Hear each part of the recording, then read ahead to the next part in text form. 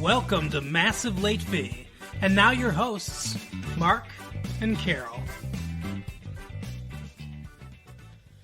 Well, hello everyone. Welcome to a sniffy little Massive Late Fee. Right as the music ended, Carol decided she's going to sniff. I'm sorry. My name is Mark. With me, as always, is my girlfriend, Carol. How are you doing today, Carol? Hey, what's up? Not much. It's been a good week here. It is November 30th, 1996. Yeah. It's exciting. Did you have a good Thanksgiving? I think we had a good Thanksgiving. What do you think? Our first Thanksgiving living together. Yeah. And we had people over and cooked and everything. That's right. We made a turkey. He made the best turkey. We didn't make a turkey. He made a turkey. Whatever. Well, God made a turkey. And then somebody else killed it. Right. And then someone else processed it, and then I put butter on it. It's a collaborative effort. No, it was good. It was. I liked it. I thought we had a successful little first Thanksgiving here. We had your niece and nephew over. We had your brother over. We had your mother over. My family invaded. Yeah. My family will be here next year probably. Cool. Yeah, we'll see. We'll see what happens. But what I want to see what happens is with Kirstie Alley. Why? What's going on with Kirstie Alley? Well, according to this. Now, this is Susan Stewart, not someone that we usually talk about. But she's speaking of the TV movie Suddenly. Okay. It says capable Kirstie Alley saves this corny weeper. Since Cheers ended, Kirstie Alley has made quite a career for herself, playing women with grit, pluck, and a certain body sex appeal. She's Patty Duke with cleavage. We could use two of her. Because Patty Duke was on that show where she played identical cousins, I guess. Okay. In Suddenly, Alley is Marty, a waitress with frightening blonde hair and a wardrobe of which not one garment came from Talbot's. Okay. What the fuck? I don't know. I haven't seen Suddenly. I've seen Suddenly Susan, but I haven't seen Suddenly with Kirstie Alley. I don't think I've seen much with Kirstie Alley since Cheers. She was in that one movie with... She was in that one movie where she had sex with Scott Bakula. Or no, she was in that one movie where she was married to Scott Bakula. And she cheated on Scott Bakula with his brother, but she didn't know it was his brother. It was, what's his name, that guy that talks like this. Okay, I have no idea what you're talking about. With the big mustache. And he says, I might as well have come from the 1960s. Cowboy guy. Okay. Sam Elliott? I have no idea. Anyway, that's Scott Bakula's brother, apparently. Interesting. They meet at a grocery store. And then they have sex, and he dies while they're having sex. And she has to figure out, how to break it to Scott Bakula and her family. Yeah, it's a weird movie. Anyway, she's in that. Okay. Check it out. I don't remember what it's called, but check out that film. I remember her in Look Who's Talking. She was in Look Who's Talking, yes. That was true. A little more family friendly. Yeah, she was in Look Who's Talking. That's a good one. But you know what else is a good one? Some new games that we got coming out. It says damsel, dwarfs, fight their way out of distress. Now this is Mike Floyd, the game guy, the newest employee of the Detroit Free Press. This video game on the Sony PlayStation and also the Sega Standard is called Tomb Raider. It says move over Indiana Jones. There's a new super explorer in town, and her name's Lara Croft. Oh, cool. Lara, the star of Eidos Interactive's massive Tomb Raider, has the moves of a gymnast and the aim of Dirty Harry. As Lara, you'll need to quickly master her skills if you want to survive long enough in the game's immense 3D environments. Now, I haven't played this game yet, but I do have a PlayStation, and maybe I'll get it. Or maybe someone will get it for me for Christmas. Maybe. Wink, wink. But I've seen the pictures and everything, and they've made her quite Zoftic. Oh, yeah. I guess is probably the best. Speaking of look who's talking. Well, that's how they're trying to get all those, little boys to play this game. Yeah, apparently. And then there's 3 Dirty Dwarfs, which is a game from Sega Saturn. 3 Dirty Dwarfs. Yeah. What the fuck? Their names are Greg, Taconic, and Korthog. Okay. They're short, stinky, and downright ugly. The stars of Sega's hilarious 3 Dirty Dwarfs, they're 3 of the baddest cartoon fighters to ever warp to Earth. Now, see, I don't have a Sega Saturn because I have money. No, I'm just joking. But I don't have a Sega Saturn. Or money. Yeah, that's true. That's true. Full transparency here. Right, we just got a new place, so we have no money. Right. But yeah, I don't have it, so I've never played it. I'm not even super familiar with it, but I know it's a fighting game. So you're fighting. Sorry for all the sniffing there, guys. There's going to be a lot of editing in this. If you're going to sniff, try to sniff out of there. But anyway, so what do you think? What do you think of the new games? Do you think either of these games are going to be anything? I mean, the dwarf one sounds hilarious, but hilarious isn't usually much. It'll last for a minute. Right. And in video games, anyway, yeah. The other one's Our hilarious show lasts more than a minute. The other one, I mean, maybe, but since it's got a girl as the main person, those don't usually work out either. That's true. It's not, I don't know. Indiana Jones. So she's a tomb raider. She's raiding people's tombs. She's a grave robber. It does sound fun. Not grave robbing, but tomb raiding. I don't know. Grave robbing could be fun, too. No. Oh, I've never even thought about that, but that is a way for us to get money. No! You weirdo. Maybe you should all go to that new site that my friend started, patreon.com/retrolatefee. So we don't have to rob graves. So we don't have to rob graves to continue to do this show. Nah, we do all right. Anyway, so that's the news for this week. Now, Carol, I have a surprise for you. Since this movie that we watched, I think, is deep down about love and relationships. No. We're going to do an episode of Massive Love. Yay! In this first one, this person says, "Hi, I'm looking for a drug-free employed black male who's not overweight. I'm a German female, 31, 121 pounds. Give me a call." Wow. Why? I mean, okay, she gets right to the point of what she's looking for, but what does her Germanity have anything to do with anything? Well, maybe she's actually from Germany. Well then, she types good English. I was going to say she speaks good English, but no, I don't. I don't get, like, who cares if she's German? I don't understand. What is that supposed to tell anybody? That she likes to talk far away from you? Germans have a big personal boundary space. I don't know. They're not close talkers.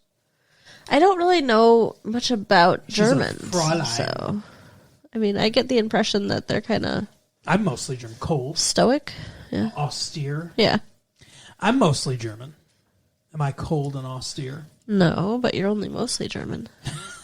Just like The Princess Bride. Right. He's only mostly dead. Right. How about this one? Seeking a cop. Light-skinned black male, 39 to 42. Seeking a cop. Someone's looking for a cop. Now, when they... Okay, they must have been talking about the cop they want. I just realized because they give an age range. Right, light-skinned black male cop. 39 to 42. That's are you looking for a specific person? Right. That is a very tight age range. That is. They have to be light-skinned black, and they have to be a cop. Is this like? Are you trying to get out of a ticket? Right. She has a bunch of parking tickets, and she's looking for the cop that was giving her eyes. Yeah, apparently. I guess I don't know. I don't know what's going on with that. What do you think? I think she has a fantasy, and she wants to fulfill it. That's a really specific fantasy, though, because he has to be light-skinned, has to be a cop, and has to be 39 to 42. I wonder when she says... I'm 38 years old. Fuck you! I wonder when she says light-skinned. Does that mean only light-skinned black, or does that mean white guys, too? No, light-skinned black male is what she asked for. Oh, she said black. Okay. Yeah, light-skinned black male. Wow. Yeah, that's very white-skinned specific. black male. That's Michael Jackson. Right. Anyway, hello, gentlemen! Exclamation point. I'm a very attractive black female, 27, professionally employed, open-minded, and very well-educated. I'm a non-smoker and an occasional social drinker. She's got a lot of money, too, because it's so long ad. I have a variety of interests, ranging from parasailing to mountain climbing. I'm seeking a true gentleman who is sincere, full of energy, ambitious, knows how to treat a lady, and enjoys living life to the fullest as if it were your last day. Wow. She sounds fun. If this is you and you're sincere, please leave a message. Age and race not a barrier. My guess, though, especially with the age and race not a barrier at the end there, is that she has all this money to make this long ad because she wants you to live life as if it's your last day. Because if you go on a date with her, it is your last day. She's killing these guys. Oh, my God. Stealing their money. And that's how she makes a living. She's pre-grave robbing. You're so silly. No, I mean, I don't know. I don't get these people, though, who are like, I mountain climb and parasail and, like, who in real life does that stuff? That sounds like a movie person, not a real person. Right? Yeah, keep mountain climbing and then it will be your last day. Right? Let's go parasailing. That's what I'm saying. She's murdering people. She lists 2 dangerous activities and it's like, let's live it like until your last day. Can you take all the money out of your bank account before you go on a date with me? Just put it in your wallet, please. Right? Last one, Carol. Okay. Herpes, question mark? Oh, God. I have it, too. Attractive, slim, intelligent, divorced black female. I wonder why she's divorced. Young, 41. She's a young 41. Seeks single or divorced white male, 38 to 48, with Christian values. Oh, come on now. Don't make fun. Trim, intelligent, non-smoker who also has herpes. For friendship and possibly more.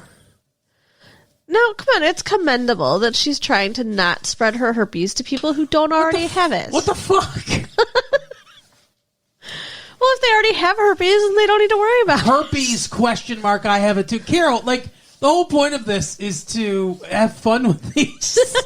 And in every single one of them, you're like, oh, we'll look at it from their point of view. I'm sorry. Oh, the fever has messed up my brain. Don't make fun, you said. What do you think this show is? I love how she points out, you gotta have Christian values and herpes. It is an interesting combination. Yeah, do those things go together? I mean... She also says that she wants friendship and possibly more. But make sure you have herpes. Yeah, why bring up your herpes if it's not going to be any more? Right. For sure. Friendship with something else on the side. Friendship with a side of herpes. Oh my goodness. What do you think? About herpes? Yeah, sure. What do you think about herpes? I think it's awful. Do you? Wow. That's a bold stance. I definitely wouldn't want to have it too. Wow. You are off the rails right now. Delirious. I thought your fever broke. Oh, me too. Who Full knows? disclosure, she was sick. I was very sick yesterday. It was awful. 102.5 or whatever. Yeah. It was no fun. Nah, rarely is. Well, if you really get delirious, it can be a little fun. I guess. For a while. Well, hey everybody, it's Future Mark and Future Carol here. I hate to interrupt your little blast from the past, but we wanted to talk to you about another blast from the past. We know you love nostalgia, so we think you'd love Atari VCS. Yeah, I want to play with some Atari VCS. You remember those classic Atari games like Frogger and Missile Command? You know what? What? I don't. I didn't play with it. Was it cool? Tell me about it. It was awesome. Awesome. Frogger set the record for the most ways you could die in a video game. Cool. There was Qbert. There was, wow, you really never even heard of Qbert? No. Oh, he jumped down blocks and stuff. You would have loved it. And Pitfall. Bunch of really good games. The sports games, see, they got in early, so they could just call their sports games baseball. Boxing. Wow. Yeah. Hockey.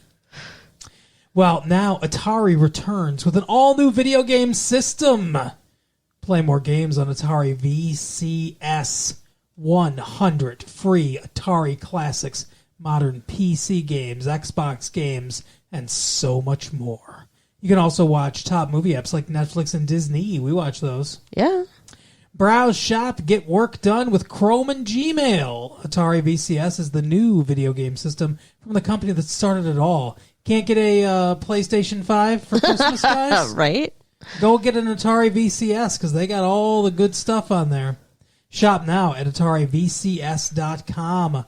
Use promo code RLF, that's us, Retro Late Fee, for $10 off any system. Also available at BestBuy.com, GameStop.com, and MicroCenter.com. But you might as well go to that AtariVCS.com and use our promo code RLF so you can get $10 off a system right in time for Christmas. Yep, something old will get you playing with something new. That's right. And for a limited time, we have 5 free game codes, or I believe 10 games each. Yes. 5 codes that... Or 11. Yeah, 11 free games. That's right. You can get 11 free Atari games for your system just exclusively through us. We're going to be doing a little giveaway. Check our social medias for... details. That's at retro_late fee on Twitter, and then just search up Massive Late Fee on Facebook, and I think Retro Late Fee on Instagram, and you'll find us. Oh, go to our TikTok too. Maybe we'll do something on TikTok. Maybe.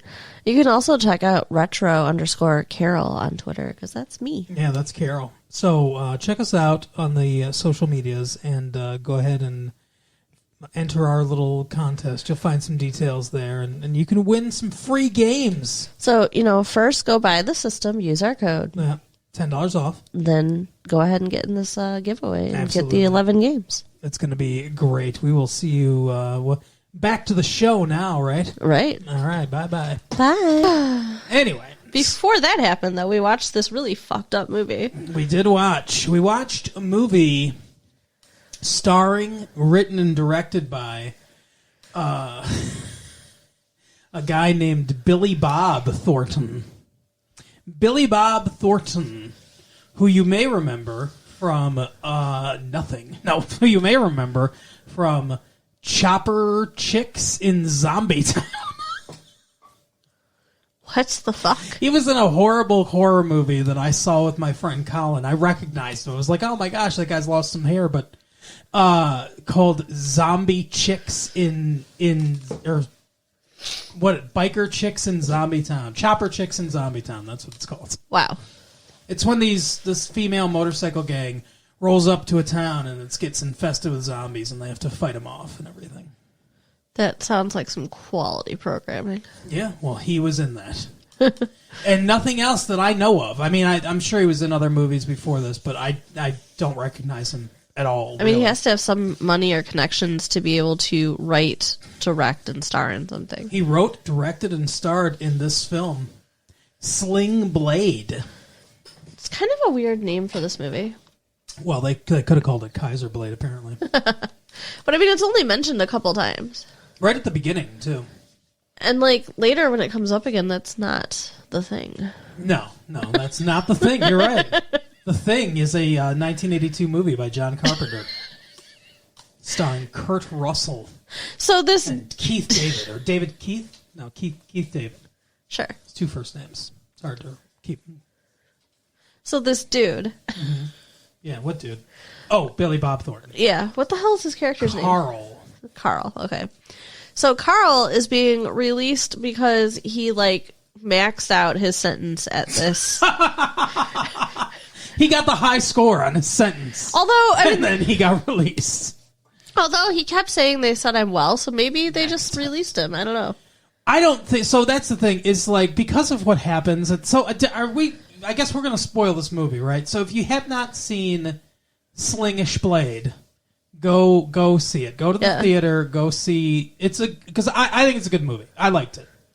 Did you like it as well? I mean, I enjoyed it for sure. It's very fucked up. I'll give it a recommend. Yeah, definitely see it. It's worth seeing, but it's very, very fucked up. So go see it, then come back here because we're going to spoil all this stuff.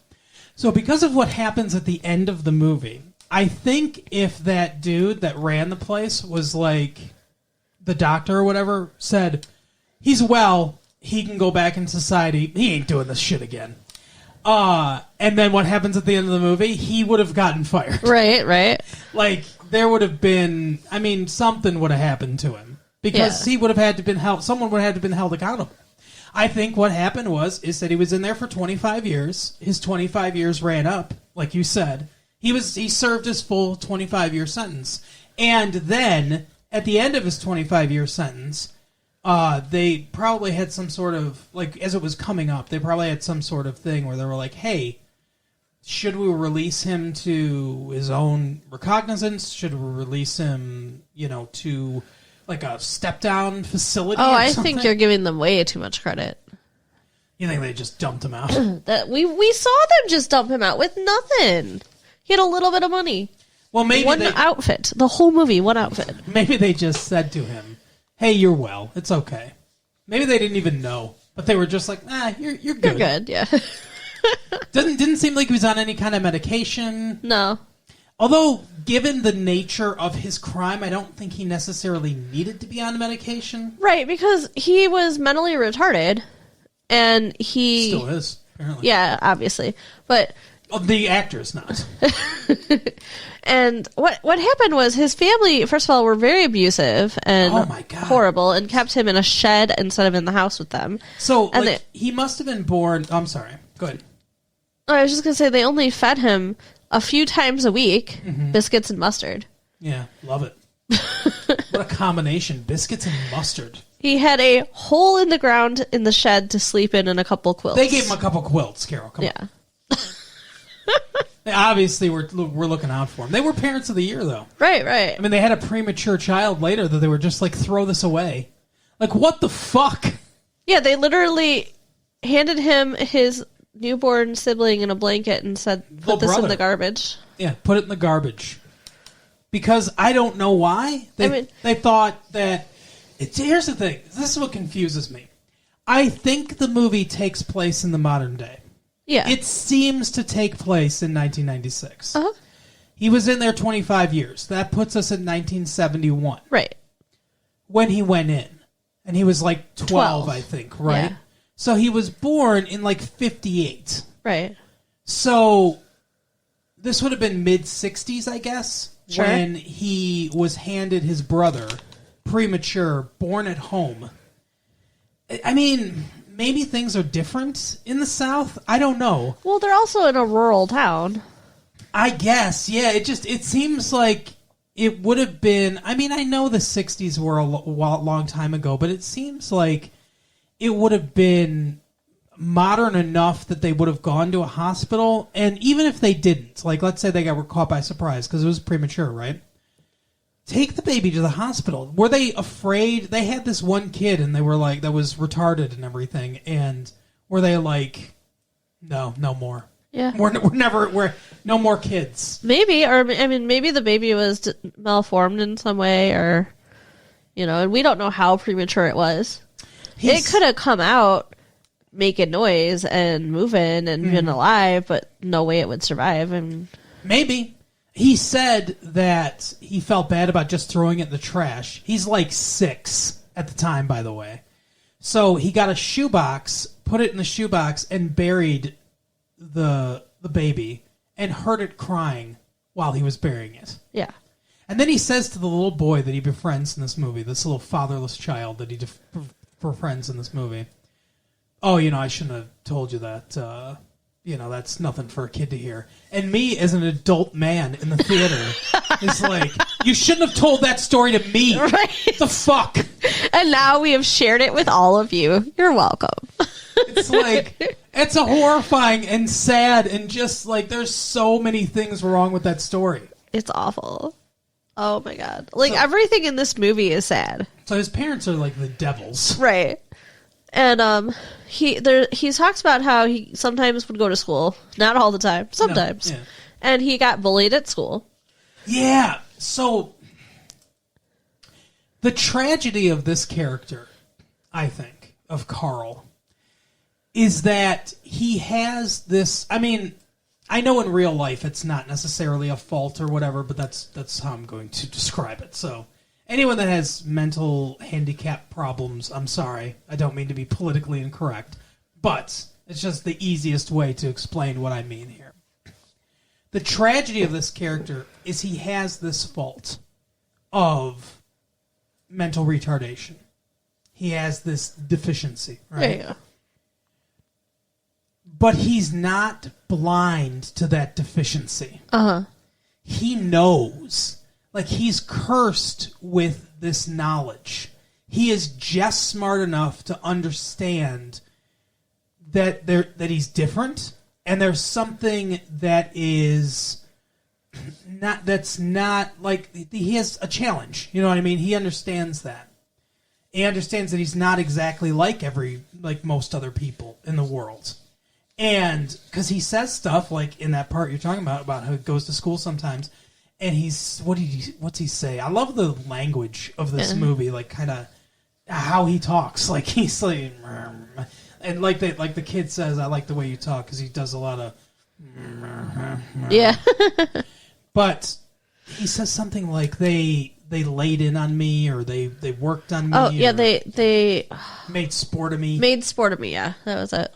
Yeah, and I really liked that, but that he gets it. He understands. He can't, because he's mentally handicapped, and he's not severely mentally handicapped. I mean, enough that he didn't really understand what he did, though. Right. But because he's mentally handicapped, he has these problems, but he's not so mentally handicapped, he doesn't understand that he's mentally handicapped. Right. And he understands that people are making fun of him. He doesn't have the bliss of ignorance. He's cursed with knowledge. Yeah. And that's the ultimate tragedy of his character, is knowing this stuff. And so one of these kids, who I'm assuming, please God, let him have been older than him. Right. Who made fun of him. Oh, yeah, because he was 12 at the time, so he would have had to have been, hopefully, in high school, I guess. I mean, this town is the kind of town, it could have been like a one-room schoolhouse for all these kids, you know, so... But still, this is someone he was in school with. Yeah. He hears a commotion in the house. He sets it up where he says that this guy was known to have his way with women around the town. See, okay, so he had to have been older. Yeah, and I mean, maybe he misunderstood and this guy was just like a ladies' man. Or maybe, but the way he said it, it sounded like he was saying that he raped several girls around the town. And maybe he did, or maybe he just didn't quite understand what people were talking about. Yeah. And what they were talking about is he's just like a known, Lothario or whatever, right? And he also points out that many people talked about how attractive his mother was. Right. So he goes into the house and finds this guy on top of his mother. Mm-hmm. And we think he's raping her. Right. Which is what he thought. And he gets his, what did he call it? Sling Blade. No, he didn't call it Sling Blade. Kaiser Blade. But other people called it Sling Blade. Right. That's the whole reason this movie's called that. I think that's messed up. Anyway. And he kills this guy with the Sling Blade. Yeah. And then his mom's like, why did you kill him? Why did you kill him? And she was upset.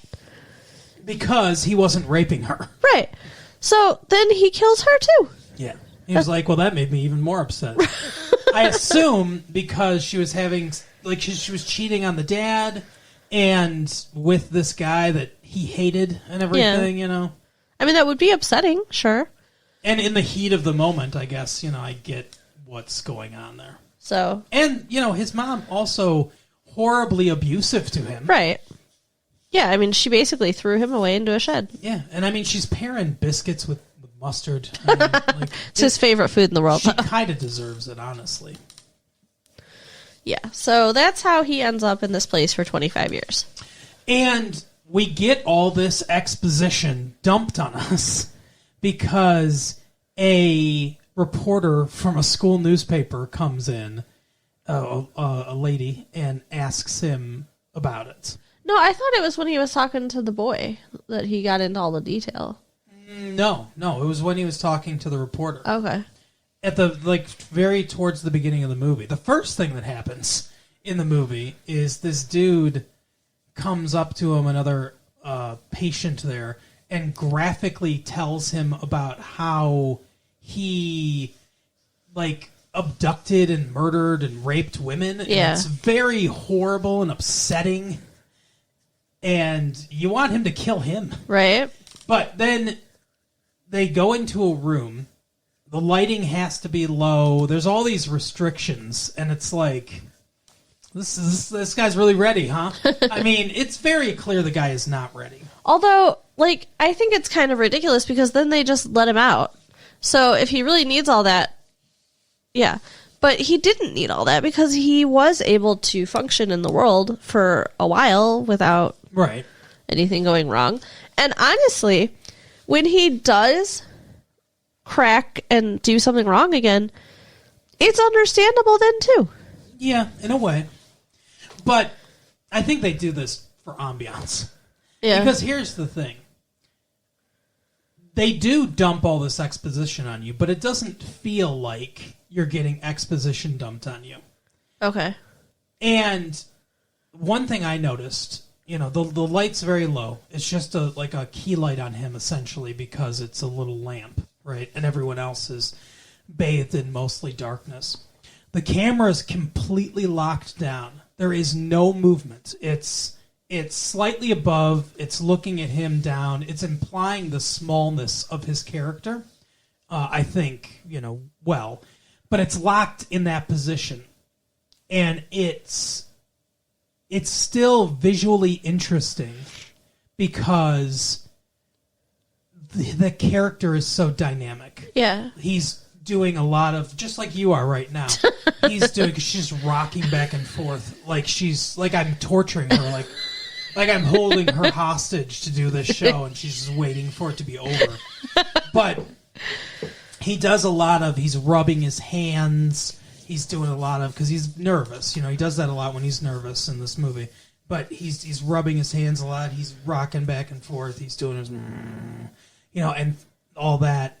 And that is visually interesting. Right. The camera doesn't need to move. We don't need a lot of quick cuts because we're getting acquainted with this character based on his mannerisms.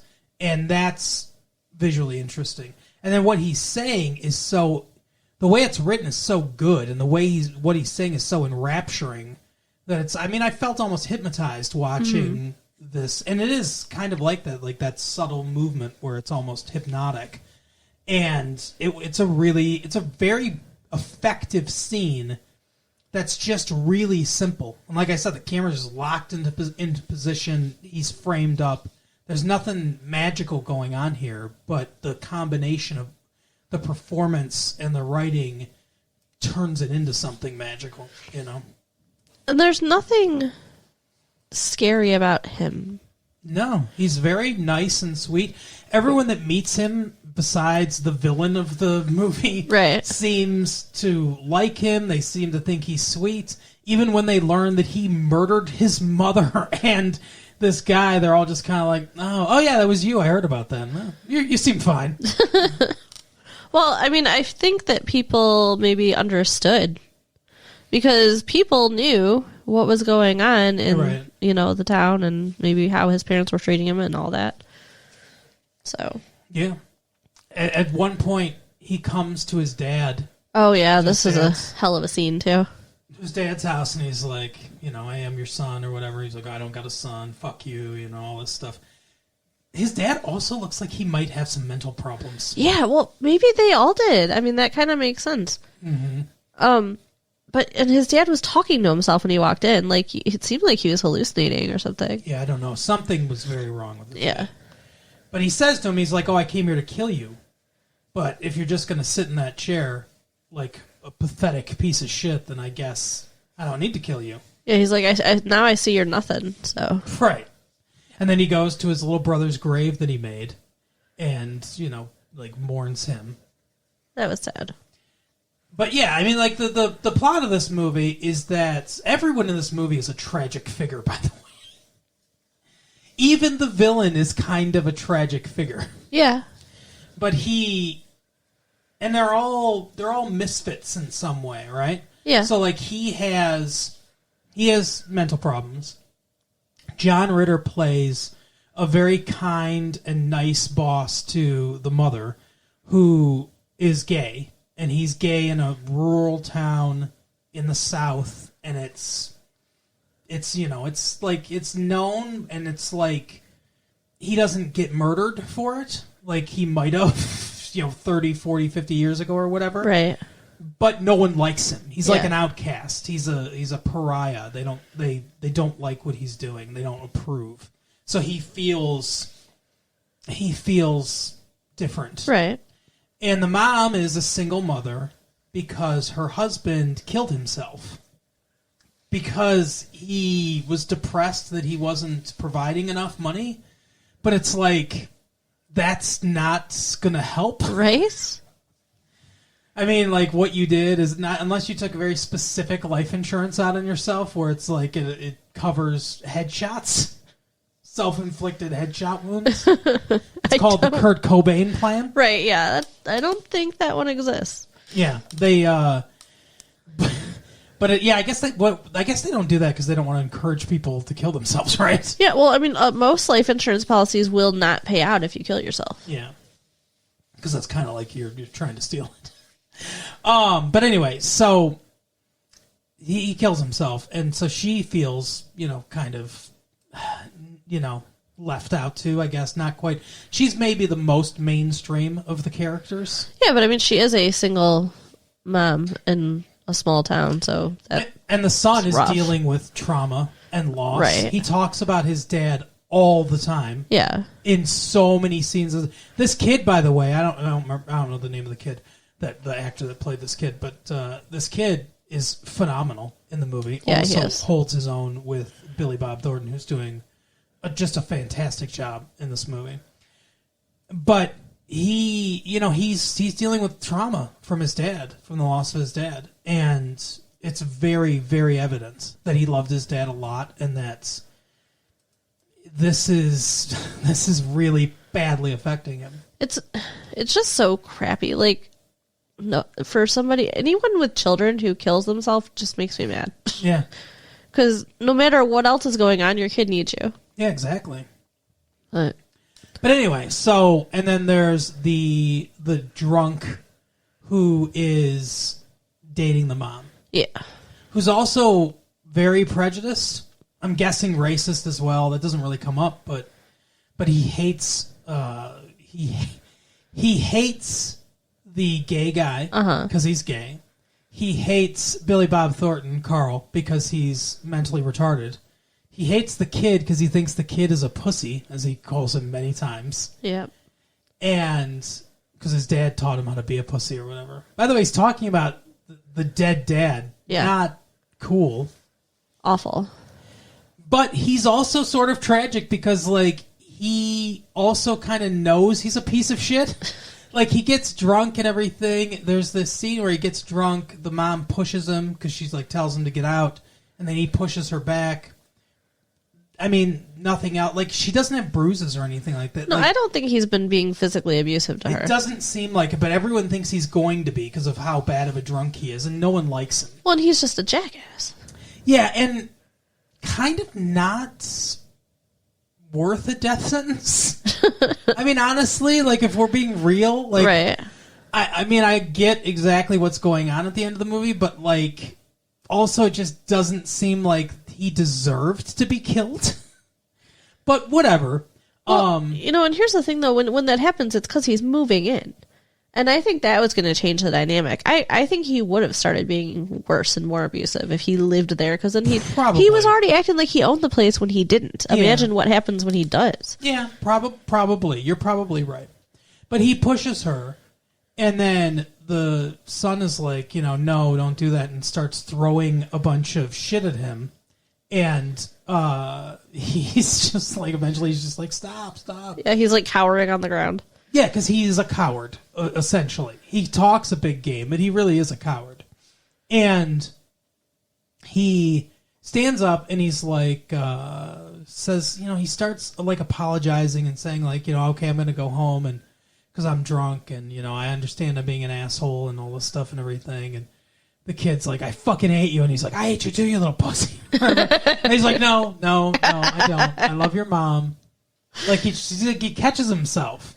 So it's like, I do think this guy's an asshole. I mean, they go out of their way to make everything he says and does vile. Right.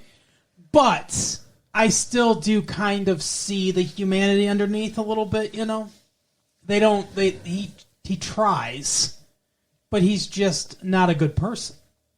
And who knows why. Right. Yeah, we don't get his backstory. Maybe he was put in a shed too. I don't know. He was probably abused. But I'll tell you what, the best people in this movie is the dude that owns the place where he works, the little like repair place where. Oh yeah, they're so nice. He is so nice to him. He gives him a place to sleep. He buys his lunch for him till he starts getting paid. Gives him a key immediately so he can come and go as he pleases. He advances him some money from his paycheck, so he's got walking around money, which he really should have used to buy an outfit. Yeah, I know. It drove me crazy. Bothered you very much.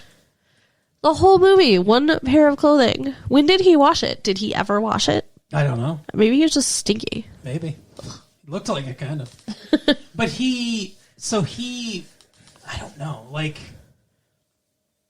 his character is really interesting. Yeah. Because he does, at one point, John Ritter's like, you strike me as someone who's a deep thinker. Yeah. And he describes what he's thinking, and it's just simple stuff, right? Uh-huh. And it's, I guess, it's the juxtaposition or whatever. But I do think he thinks deeply about things. Well, I don't think he said deep thinker, but just that he's always thinking. Yeah. Or thinking a lot or whatever. And I think that he's always thinking, trying to figure things out. It may not be way levels down deep. Mm-hmm. It might all be surface shit because that's deep for him. Well, the thing is, though, is I do think he thinks at least somewhat deeply because of what he does at the end of the movie. Because he does it for a few different reasons. And he thinks it out. He planned. I mean, he made sure no one was there. Very, very premeditated murder. Oh, absolutely. Meticulously planned. Like, I think when he had the hammer, when he comes into the bedroom, he was just thinking about doing it right there when his sleep. And then he was like, no, not yet. Not with her right there. Because I think he was like, that would be traumatizing for her. Yeah. But he gets there, So then he makes sure that they're both gone. And I think he does it for a couple reasons. He does it because he wants to protect them. And he does it because he wants to go back. Yeah, he does. Like, he actually, when they first released him, he left. I mean, he turned around and went back and said, can I come back and stay here? Because he didn't have anywhere to go. Mm-hmm. And then the head doctor guy was so nice. He took him home with him and let him stay the night there. Yeah. And then he hooked him up with the job that he got in this town and everything. So. But it's funny because he comes back and the rapist asshole's back talking to him again. Uh-huh. And he's like, what was it like? And he said, it's too big. The world's too big out there. Well, he was only 12 when he got put in there. I mean, he was barely even a person. Yeah, and he'll be in there the rest of his life now. It's awful. His whole life. Ugh. Yeah, and he could have dated that one girl. Yeah, they set him up with a girl who seemed a little slow or whatever too. He had all these things that he could have made a life out of, but he didn't know how to do it. And I don't think, like you said, I don't think he really even wanted to. No, it was too much of a struggle for him. He liked hanging out with the kid, and that's about it. Mm-hmm. And he wasn't going to be able to do that anymore either way because that guy wasn't going to let him hang around. Correct. So he was like, well, I'll just solve their problem for him. And, she could have just said, I'm breaking up with you. But apparently she thought that he would find them no matter where they went and stuff. Yeah, see, they were really scared of this guy. Yeah, and maybe he did hit her or something in the past. They do kind of allude to that. So, I don't know. I think there's things we don't see. Yeah. She does seem afraid of him. I mean, to let him talk to her kid the way that he does and live and continue to sleep with her, there has to be some major power dynamic going on there. Yeah. But in general, very solid movie. Very good. I enjoyed it a lot. Yeah, it was very good. It was just very sad and disturbing, too. Well, it's a really sad movie, for sure. And the whole time, like, there's this tension of, like, you want him to do well, you want him to succeed, and you're like, who's he going to kill? He's going to kill somebody. Like, I thought the whole time, I'm like, who's he going to kill next now? Well, and I mean, part of that, I think, is even just the name of the movie. It's like, it can't just be the beginning, the Sling Blade thing, and it can't be it. Like, This is the thing that starts the movie, and then everything's fine and happy. And it just didn't have the feeling of a movie that was going to end well. Yeah. Even though it's a lawnmower blade at the end. Yeah, he doesn't even use the Sling Blade. And that's gross. A lawnmower. And then he calls 911. We don't really see it, though. No, but just the thought of it. Mm-hmm. But he calls 911, and he's like, yeah, you need to, come here. I reckon I killed somebody. And he's like, oh, yeah, I'm sure. He's like, I use a lawnmower blade. And not the first time, but the second time I hit him, his head's nearly off. Then he just sits down and makes himself a fucking sandwich while he waits. And the guy says, you probably should bring a hearse, too. Yeah. He's like, yeah, you can send an ambulance, but you should bring a hearse, yeah. Because that's what the guy told him. Because the guy did not think he was going to kill him. Yeah, that was so stupid. He's a known murderer standing there with a weapon saying, I'm going to kill you. And he's just like, yeah, whatever. And then he just lets him walk right up to him, and he goes, Carl? And he just fucking kills him. Yeah, he wasn't very bright. No, an idiot. I don't know that he deserved to die. Maybe he did things off screen that made him deserve to die. I mean, he definitely needed to get out of their life. Yes, agreed. And that is one way. I guess that's the only way he knew how to do it. Right? It might have been the only way, because the mom was too chicken to get rid of him. They talk about the Bible a lot. Yeah. Which is interesting. Yeah, he carries around these books with a book strap. Yeah. I'd never seen a book strap before. Yeah, it's a very, 50s type thing. And one of them is a Bible, and he says he read the Bible several times, and that a lot of it didn't make sense to him. But. And one's a book about Christmas. Yeah. A Christmas Carol. I wonder if that has any significance to the movie. I don't really... I mean, a person trying to change, I guess. I don't know. Yeah, maybe. Anyway, I'd see the movie. I enjoyed it quite a bit. I thought it worked on pretty much every level. Oh, yeah. I kind of even wanted to see it again. It was really good. It's a really good movie, despite the fact that it is depressing. So it's not even one of those ones where I think you'll cry. It's just one of those ones where you'll just feel bad afterwards. Yeah. But it's good, too, though. It sticks with you. It does. But that is our episode for the week. Carol, So go ahead and write us at latefee1994@AOL.com. Mm-hmm.